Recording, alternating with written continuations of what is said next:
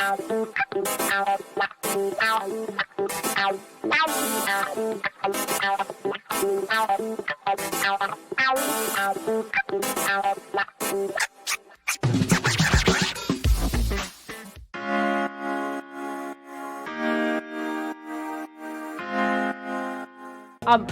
You know, your Instagram bicycle pictures are making me kind of hot. And it's bicycle day. See, this is my outdoor bike shirt day.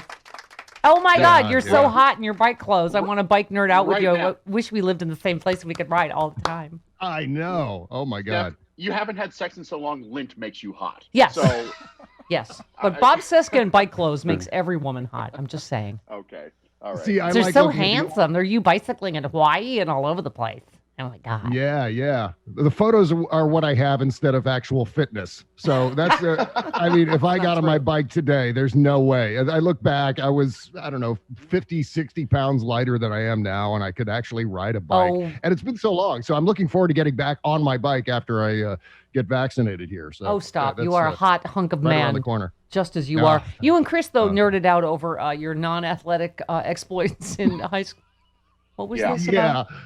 I posted that I got a letter in basketball managing, not basketball, basketball managing. Okay. So, I was so pleased. I was so happy to see that. I was so happy to see that because I thought I was the only one who got a varsity letter for doing something that was sports related, but not actually playing the sport. And I was the videographer for the varsity basketball team. Oh, nerds. And so I got a varsity letter for it. Yeah.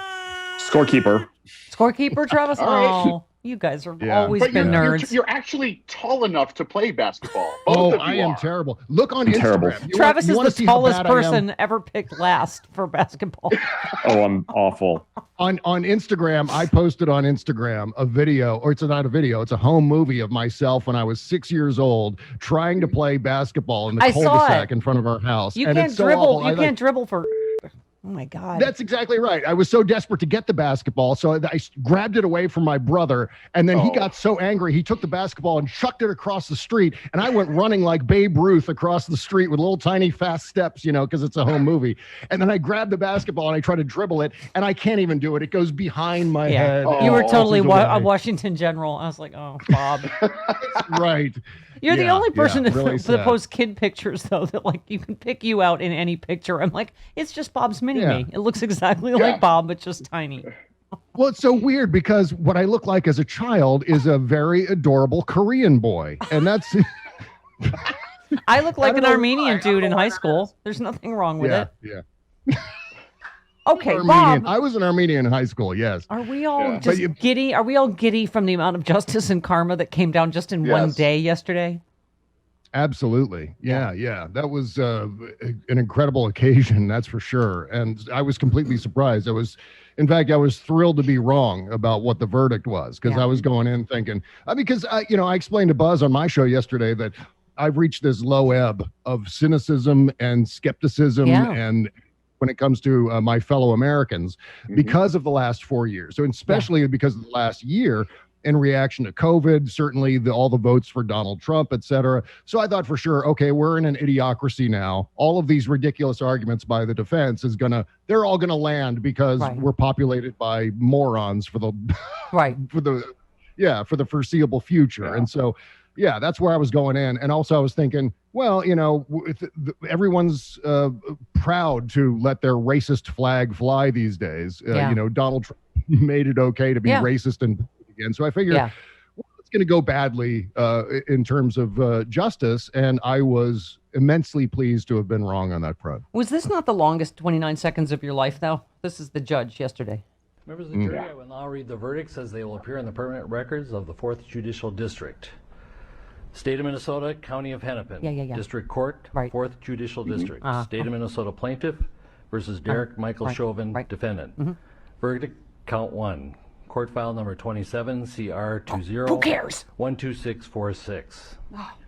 We, the jury, in the above entitled matter as to count 1, unintentional second-degree murder while committing a felony, find the defendant guilty. No! Okay. And then cue Barada music. Then you heard the justice music in your head. You're like, oh, yes.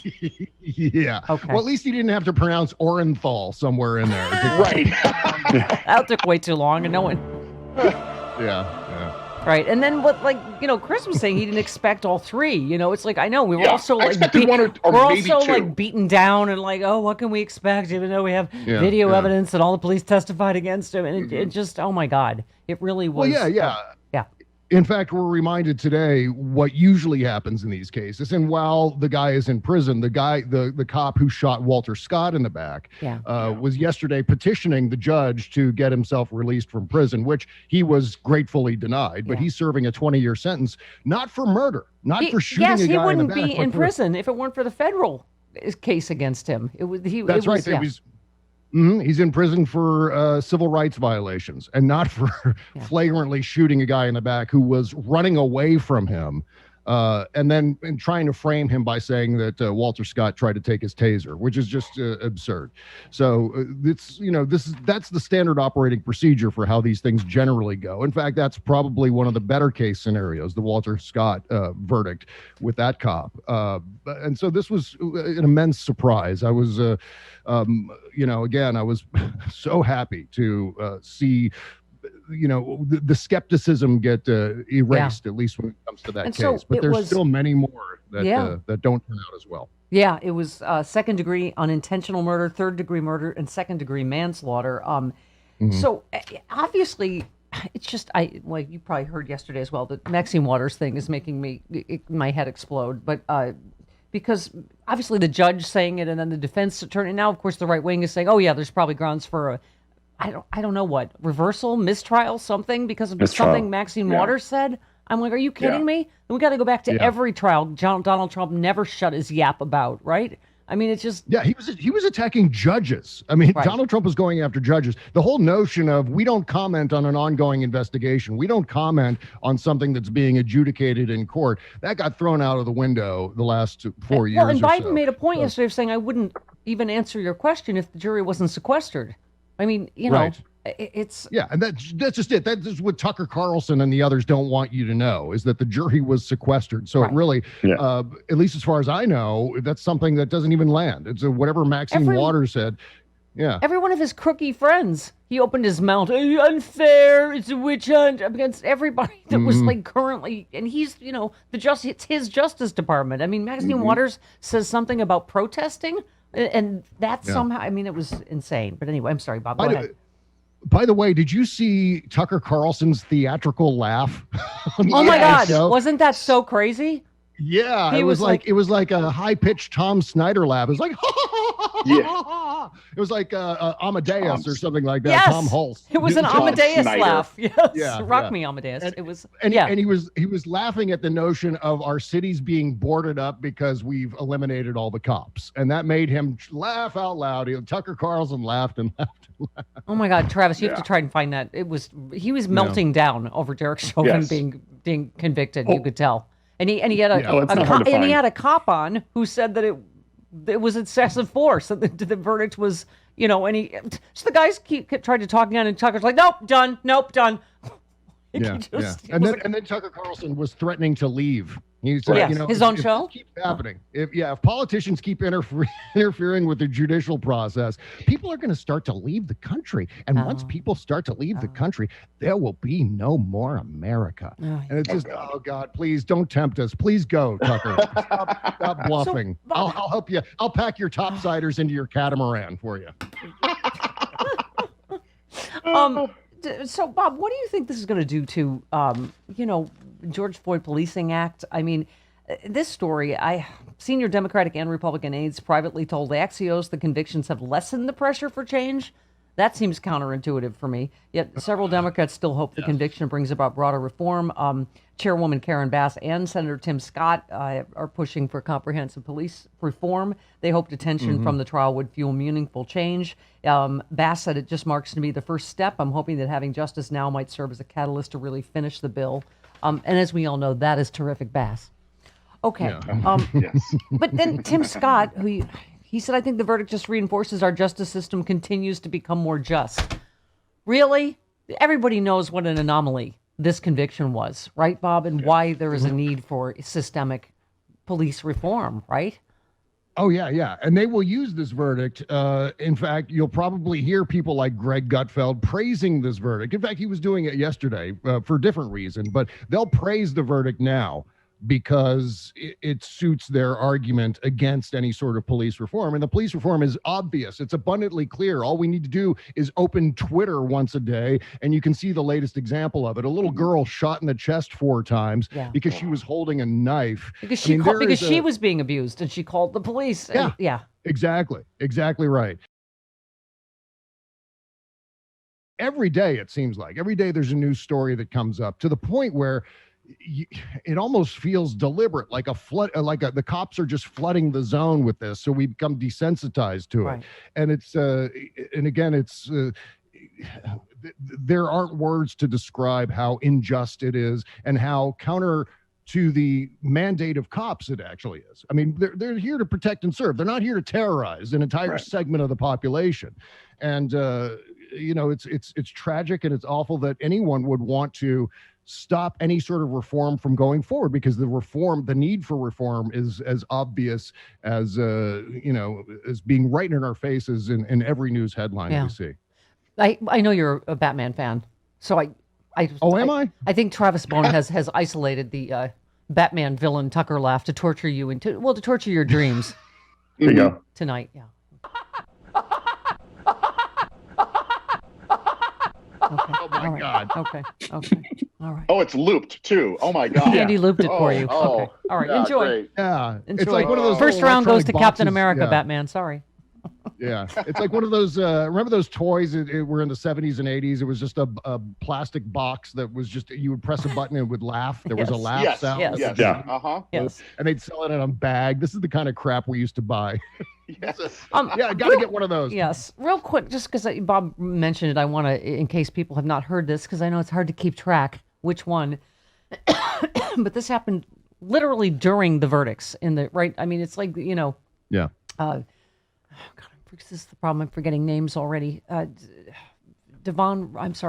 who was shot. Dante Wright. Dante Wright. Yeah. I'm sorry, he was shot during the trial, before the verdict. While the verdict was being read, what Bob was referring to was a Columbus police officer shot and killed a black teenage girl yesterday afternoon, just as the verdict was being handed down. 15 years old. She had called the police because someone in her house was abusing her. Police saw a knife on the ground and shot the teenager 4 times. Someone on Facebook, again, we don't know, of course, all the details confirmed yet, but somebody said they had said the 15-year-old girl had a knife because somebody tried to jump her. The white police officer who shot her never told her to put down the knife. And again, so it's proving there is a need for systemic change, that this does not mean, we have justice now in America. It's all, racism is all done now, right? And I mean, yeah. So at the very least, we have an issue with cops who have itchy trigger fingers, who are in the mindset of shoot first, ask questions later. That's at the very minimum. Then you expand it into systemic racism and white supremacy, which cops have historically had a problem with. Yeah. And it's all right there in front of you. There's no reason for debate here. Obviously, cop procedure, cop rules, cop training all has to be severely reformed to the point where cops especially these horrendous ones, are reacquainted with the notion of protecting and serving and not terrorizing. There's massive segment of the population that is terrified to even confront a cop, much less call one if they need protection. Yeah. Oh, I know. The gun thing. Ellie Mistal, noted straight man, burst into a show tune in the middle of the show yesterday. He sang the whole they both went for the gun from Chicago. It's really quite startling, but yes, right. They're always going to say, I thought he had a gun. I thought, right. I mean, I was afraid for my life. They're rehearsed in what to say. Bob, this is not just police reform, but you were great on Twitter just about how we have to fight while we have the majorities and we have the time to do significant things. You said if the Red Hats get a clear Senate majority in 2022, McConnell will eliminate the legislative filibuster and it won't face any political damage because of it.